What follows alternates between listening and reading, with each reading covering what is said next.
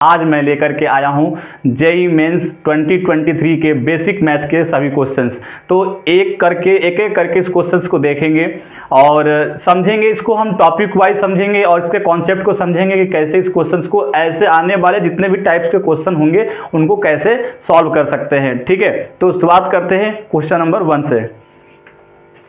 चलिए, क्वेश्चन पहला आया कि vector in x y plane makes an angle of 30 degree with y axis, the magnitude of y component of vector is 2√3, the magnitude of x component of vector will be. तो सबसे पहले ये question हमारे पास आया जो 2023 में आया हुआ है। तो इस क्वेश्चन को सॉल्व करने के लिए हम वेक्टर ड्रॉ कर लेते हैं। मान लो एक्स वाई कोई प्लेन है, सबसे पहले एक्स वाई कोई प्लेन ड्रॉ कर लेते हैं, वाई एक्स। ठीक है, इस तरीके से हमने एक प्लेन ड्रॉ किया और इसमें एक वेक्टर को ड्रॉ कर लेते हैं जो एक्स वाई से ऐसे जा रहा है। और ये बोल रहा है, इस क्वेश्चंस में है, इस क्वेश्चंस में दिया गया है कि ये वाई एक्सिस से कितना डिग्री बना रहा है, 30 डिग्री। ठीक है, तो ये वाई एक्सिस है और ये वाला एक्स एक्सिस, इससे कोई वेक्टर है जो कितना बना रहा है, 30 डिग्री बना रहा है। और इसका कंपोनेंट दे रखा है, y component of vector is 2√3। तो सबसे पहले इसके कंपोनेंट में जब डिवाइड करेंगे तो ये मान लो कोई वेक्टर है ए, कोई वेक्टर ए है, तो इसका एक कंपोनेंट आ जाएगा और इसको मैं एंगल में डिवाइड करूं तो एक्स एक्सिस से कितना बनाएगा, 60 डिग्री, है ना। तो अगर इसका एक्स कंपोनेंट लेंगे, एक्स कंपोनेंट, तो क्या आ जाएगा, ए कॉस 60। अगर मैं y कंपोनेंट लूं तो कितना आ जाएगा, a साइन 60। अब ये दे रखा है कि कंपोनेंट का जो वैल्यू है y वाला कितना दे रखा है, 2√3, और यहां से हम a का वैल्यू निकाल सकते हैं, मॉड a का कितना आ जाएगा, साइन 60 का वैल्यू कितना होता है, √3/2। तो √3 से √3 क्या हुआ, कैंसिल हुआ, a इक्वल टू कितना हुआ, 4। तो यहाँ पे हमें वेक्टर का मॉड मिल गया, वैल्यू मिल के कितना, 4। हमें क्या निकालना है, x component of the vector will B. हमें एक्स कंपोनेंट निकालना है और एक्स कंपोनेंट तो यही है ना, यहाँ पे लाके रख देते हैं। ए एक्स कैसे निकालेंगे, a x equal to a cos 60, a का वैल्यू 4 और कॉस 60 का वैल्यू, कॉस 60 का वैल्यू क्या होता है, 1/2। ठीक है, तो कितना आ गया, 2। तो आंसर आया हमारे पास 2। ठीक है, देख सकते हैं एक्स कंपोनेंट का जो आंसर आ गया वो क्या आया, 2 आया। तो इस तरीके से इस क्वेश्चन को सॉल्व करेंगे। तो ये आया हमारे पास 2।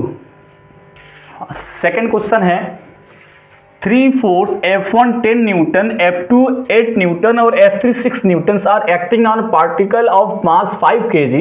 The force F2 and F3 are applied perpendicular so that particle remains at rest.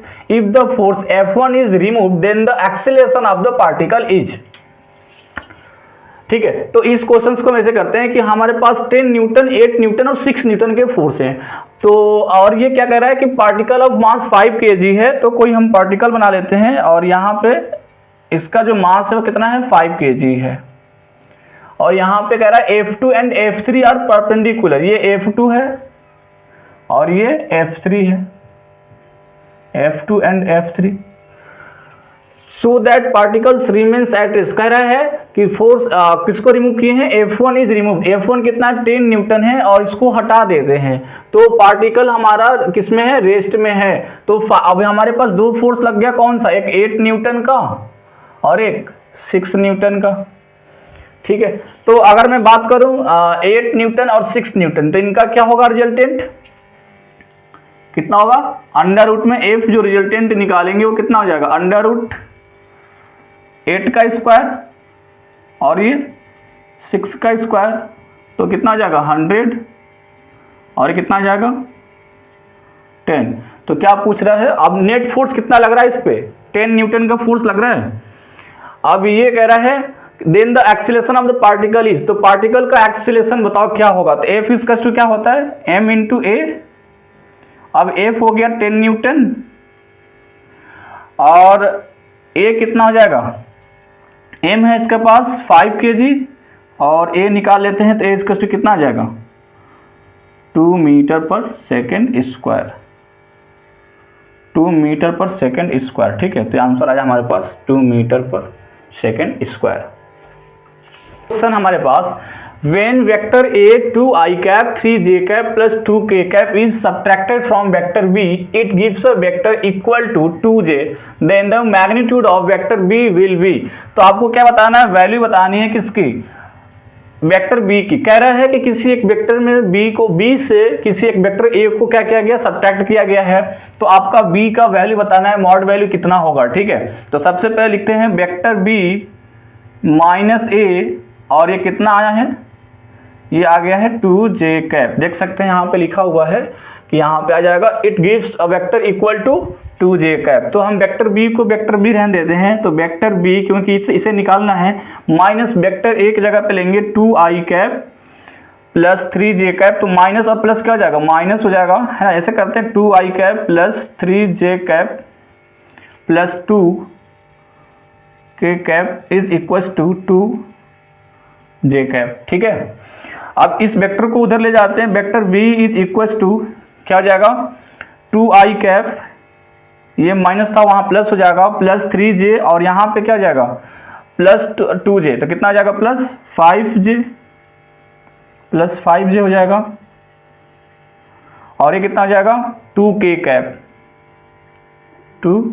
ठीक है, इस तरीके से वेक्टर भी आया। हमें क्या चाहिए, इसका मॉड वैल्यू चाहिए, तो mod vector v equals to under root i coefficient का स्क्वायर 4 प्लस जे कोफिशिएंट का स्क्वायर 25 प्लस के कोफिशिएंट का स्क्वायर 4, कितना आ जाएगा अंडर रूट 33। तो ऑप्शन में हमारा ये सही है, अंडर रूट 33। ठीक है, तो ये आया हमारे पास ऑप्शन